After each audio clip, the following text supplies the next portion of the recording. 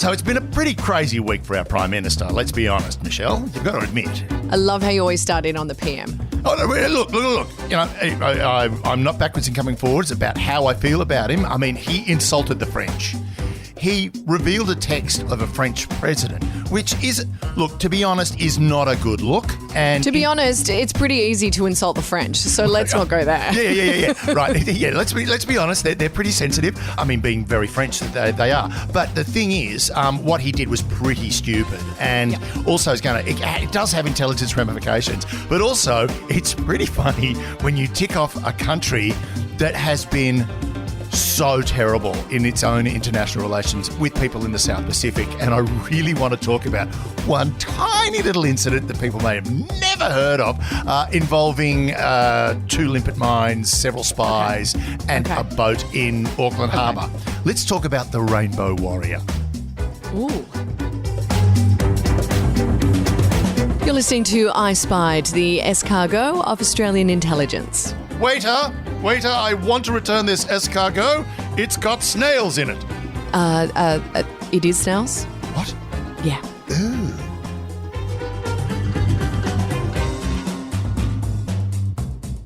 Hello and welcome to I Spied. My name's Michelle Stevenson. I'm here with David Callan and we're going to take a closer look at the Rainbow Warrior, which is something I haven't spoken about in years. Gosh, I feel like it's long and forgotten, its history, but let's dredge it back up. Yeah, let's pull the that thing boat back in. It reads like one classic James Bond spy film. Yes. It really does. This thing is all over the shop. Basically, on the 10th of July 1985, an explosion ripped into the side of the Rainbow Warrior, which was a refitted trawler that Greenpeace used to float the seas and fight whaling and demonstrate against nuclear testing and all that sort of stuff. An explosion ripped through it, and then at about 23:38, so about 20 to midnight, this bomb went off on the boat. Now, the thing was there were about 14 people on the boat. A lot of them were actually up in the galley drinking beer. And when the bomb went off, they all got off the boat really quickly and then went, hang on, everything's settled, good. There's a bit of water coming on board. Let's go back in and see what's going on. Right. And they went back on board the boat. At 23:45, so quarter to midnight, a second bomb went off. And within 4 minutes, that boat was at the bottom of Auckland Harbour.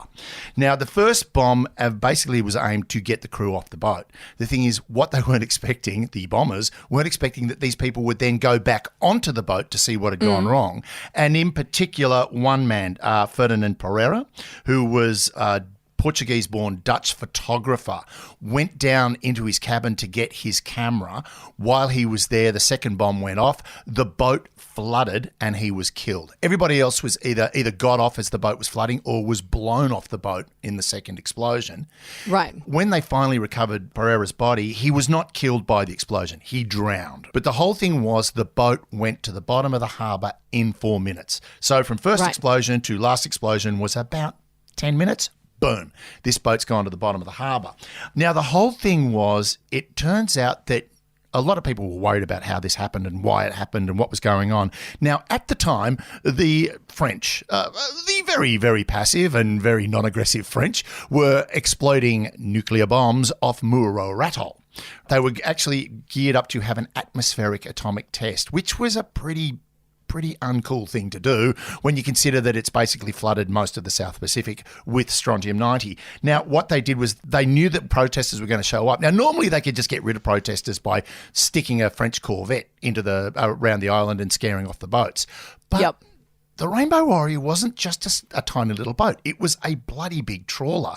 And, you know, a French Corvette's probably not going to scare it off as much as it would scare off a yacht. So the French decided that probably a good thing to do is get it out of the way before it leaves harbour. So they bombed it. Now, at first, when it happened, the French turned around to the New Zealanders and went, oh, my, quelle surprise! This is terrible! Oh, my God, who would do such a thing? Mon Dieu, merde, all that sort of stuff. Until about a week later, they found out that, well, actually, it was the French, and the French had to put their hand up and go, okay, you caught us, it was us. Now, the story of the actual operation is amazing. Okay. The operation was run by the Direction Générale de la Sécurité Extérieure, which is their version of ISIS, all right, their external security organisation. They sent very early on, about 2 months prior to the actual bombing, they sent an intelligence officer, a woman by the name of Christine Cabon, who posed as Frédéric Bonlieu, who an environmental activist, and she got a job in the Greenpeace office. So she was monitoring all of their communications and was also had access to the Rainbow Warrior. She was working for Greenpeace in New Zealand. Now, about a week before that, two Swiss newlywed tourists arrived on the scene and did a tour of the boat. They were invited on to have a look at the boat. They were, of course, known as, their real names were Dominique Prieur and Alain Maffart. Yes, Maffart. They posed as tourists to go on the boat and have a look.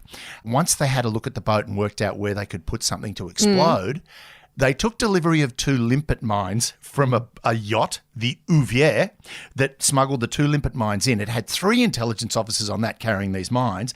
They handed the mines to Prieur and Maffat. I love that name.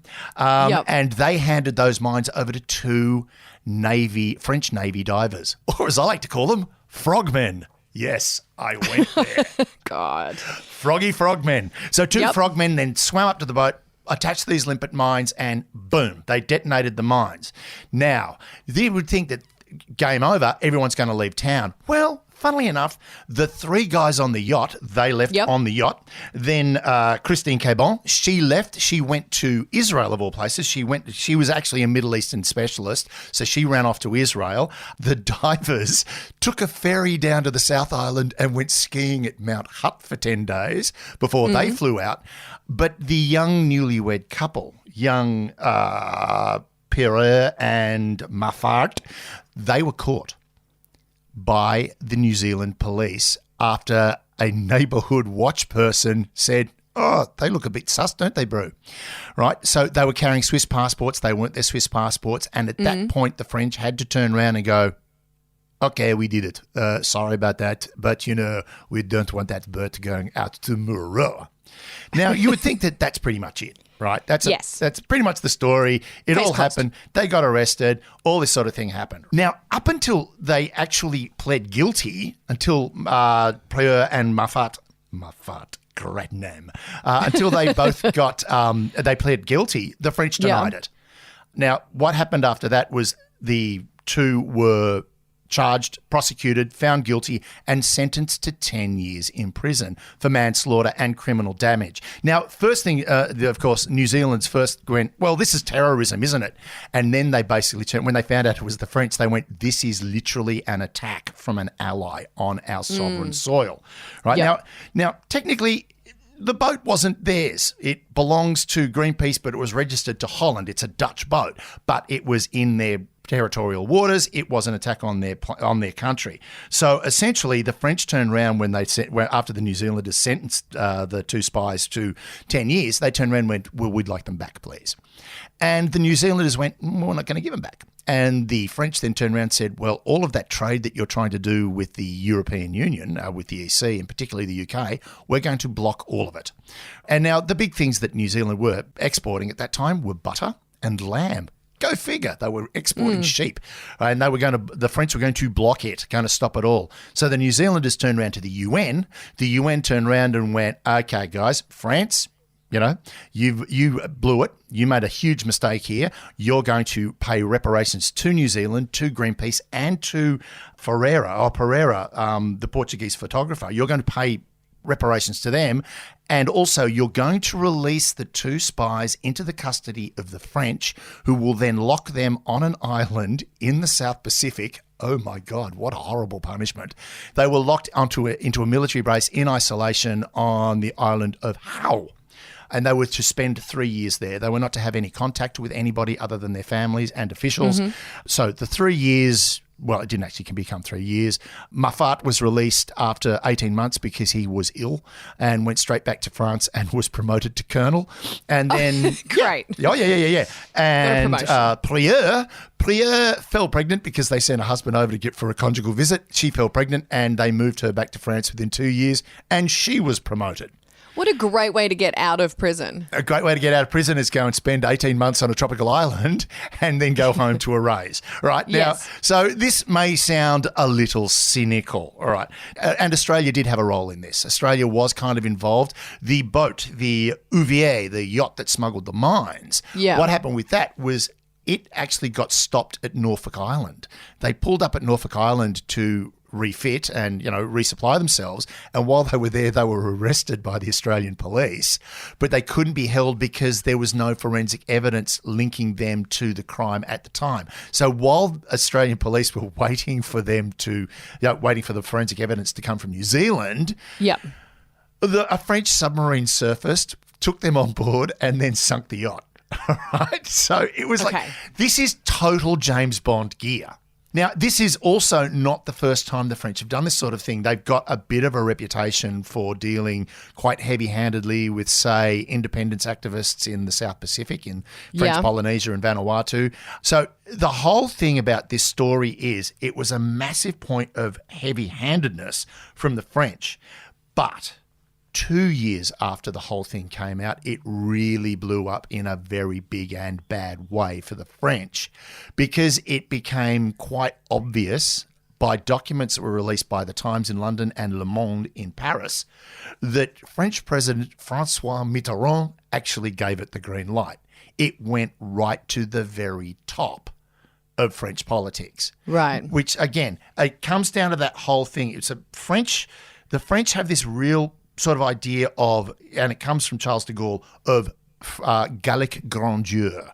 They still want to be regarded as a major power, and the only place they can really be a major power at the moment anymore, though in Europe, they were about to take over the European Union, is in the South Pacific, because there's not a lot there, and they own quite a big chunk of it. But the practical upshot of it is that little incident, and by no means it was a piece of state-sponsored terrorism, that little incident literally reshaped French nuclear policy and South Pacific political policy as well. New Zealand detached itself entirely from the nuclear movement. It's now a nuclear-free zone. If you've got nukes on your ship, you are not allowed in. They detached themselves from the United States as well, simply for the same reason. The New Zealanders turned around to the US and went, you are literally letting these guys detonate stuff on our back door and doing nothing about it. And you were doing it yourselves before. Yeah. But the big thing was the French were the only people that were doing atmospheric testing. No one else was. They were burying it and blowing it up. And the last test finally happened with Jacques Chirac in 1995 or 96, again at Mururoa, and since then, nothing. Right? It's so crazy that they thought they could just do this. But that's the whole thing. And it also comes down to what's going on with the French right now and Australia right now is they do not regard Australia, or they didn't regard New Zealand at the time, as anyone to worry about. It was just a tiny little island in the South Pacific, really nothing to worry about. So we can blow up a boat there and it'll be fine. And if it all goes belly up, which it did massively, well, no one's going to care because it's just New Zealand. Well, funnily enough, everyone cared, and New Zealand sort of have walked away from it. Like now, interestingly enough, one of the bombers came out, actually one of the miners, one of the guys who set the mine, one of the divers actually made a statement to New Zealand apologising for his role in it. And as this was a thing going through the whole thing, particularly when the French said we want our 2 spies back, they were only following orders. But as the UN said, when they said release those 2 spies back into French custody, they were following orders. So in effect, they were military combatants. They weren't terrorists so essentially the whole idea was they were following orders. And this is what the bomber said. I was following orders, and I want to apologise to the Pereira family. I want to apologise to Greenpeace. I want to apologise to New Zealand. Funnily enough, Greenpeace have been trying to get Christine Cabon, the woman who snuck off to Israel. And in fact, New Zealand did approach Israel straight after the case and went, we'd like her back, please. And she disappeared from Israel and was never seen again. Right, so she's gone back into the intelligence system probably. But essentially, Greenpeace kept trying to prosecute that, kept trying to find her, kept trying to have her extradited to New Zealand. And it was the New Zealand government, I think in 2015, who finally turned around and went, we regard the case as closed. We don't want to do anything with this anymore. We don't want to know about it anymore. Everything, deal is done. It's all sealed, signed, and delivered. So that was the whole thing. The only other person, like the head of the DGSE who organised it, who presented the plan to Mitterrand, he was fired. Love his name, Pierre Lacoste. Could you be more French than that? Pierre Lacoste. But the commander of the mission was a guy by the name of Louis-Pierre Delay. Now, Louis-Pierre Delay pops up again around about 2000, in the early 2000s when the New Zealanders were going to buy some weapons from a Belgian arms manufacturer, FN Hurst. They were buying these weapons until I think it was either Greenpeace or an opposition member of parliament turned around and went, so you're going to buy weapons from the people who blew up the Rainbow Warrior. Now, when the New Zealand government turned around and went, no, they're a Belgian company, they're not French. They went, yeah, but the head of that company is Commander Louis-Pierre Delay, the guy who organised the bombing. So that actually killed that contract. So it had this knock-on effect right through the South Pacific, but particularly in New Zealand politics and the way it does its business. Since it's detached itself from the United States, it's still a part of ANZUS, the ANZUS Treaty, but it has detached itself from it, and that would also explain why New Zealand is so much particularly now, so much happier dealing with someone like China, because at least China doesn't come in and blow up their boats. And you kind of get what you get with China. Mm. And also, like the French have also been getting involved in the China thing by showing up in the South Pacific with their one aircraft carrier to go, by the way, we're allowed to sail through the South China Sea whenever we want to which the Chinese probably went, oh, check it out, the French, cool. So this was the whole, that was the Rainbow Warrior. The French have a reputation for getting involved in these sort of things. There was another case called the Cherbourg boats, I think it was, where the French were commissioned to create 5 ships for another country. I can't remember which the country was. I only skirted on this. But essentially, then they reneged on the contract. They built the 5 boats, went, these boats are very nice, we should keep them. And they did. So that country actually basically broke into France and stole them. So the French have got this way of sort of getting what they want. Yeah. Very much like they're very petulant, the French, I think. But at the moment, so when people go, and this has been an argument that's popped up a lot with the whole Scott Morrison G20 virago. What's come up a lot of that, and there's a lot of people say, is, the French, mate, we protected France during World War I and World War II. Yeah, well, so did a lot of countries, and that was also in our self-interest. So to bring that up is kind of stupid. Yeah. But if you did want to say, look, double dealing with the French, let's look at the Rainbow Warrior, let's look at the boats of Cherbourg. They're probably better cases if you wanted to bring it up. But essentially... they happened a while back, though. Yes, but this is a great thing. Again, this is a great example of how an intelligence operation or an intelligence failure. Because the thing is, if the newlyweds had left the country literally as the bombs went off, it probably would have been a lot harder for the New Zealanders to pin it onto the French, and the French would have had plausible denial. They lost that option. They lost plausible denial, and as soon as you lose plausible denial and your intelligence community or your intelligence organization is so badly exposed, because it was a dreadful mistake. Right now, the mistake that we've got on our side at the moment is we've just got a prime minister that's loose with the truth and loose with his lips, which just makes the country look stupid because we put him into that position. What the French did was an attack. It was a military operation, because with the DGSE, they generally, with their field officers, they use a lot of military personnel as field officers. They're actually regarded as a paramilitary organisation. Now, funnily enough, I just got a hold of a book. Our producers at Dimatina handed me this book from an SAS warrant officer who's written a fictional book about an SAS guy working for ISIS. Now, I'm currently reading this book, and it's an absolute potboiler, boys' own adventure of spies and thrillers and soldiers jumping out of airplanes. But it also reflects on the fact that intelligence often will use military personnel to do that kind of dirty work. Hence, we have the James Bond milieu. So, bottom line, getting to the very nut of the issue is France can moan as much as they want about the fact that we didn't buy their submarines. And they want us to buy their submarines because it gives them more power in the Pacific, which they desperately want. But also, they're no angels. They can't point the finger too hard because they've been doing just as much bad stuff as everybody else. Yeah, look, I don't think it was even so much about the submarine deal as opposed to some bad dealings on our government's behalf. Well, that's bottom line. And again, it comes down to that idea of you've got to be hard and fast with the truth in these situations. And the problem we've had with Scott Morrison is he didn't do it correctly. He then, interestingly, when he says, "Oh, no, I was giving him hints at Versailles." Well, hints are hints, mate. That's not you going, "Look, this could be a problem. We need to talk about it." The other thing was when he said, no, I let him know 6 months ago. And the Americans went, when Biden went, "Oh, sorry, I thought that the Australians had dealt with that." Yes, he then of course. turned around and released the 15-page AUKUS timeline that said, don't tell him until the very end.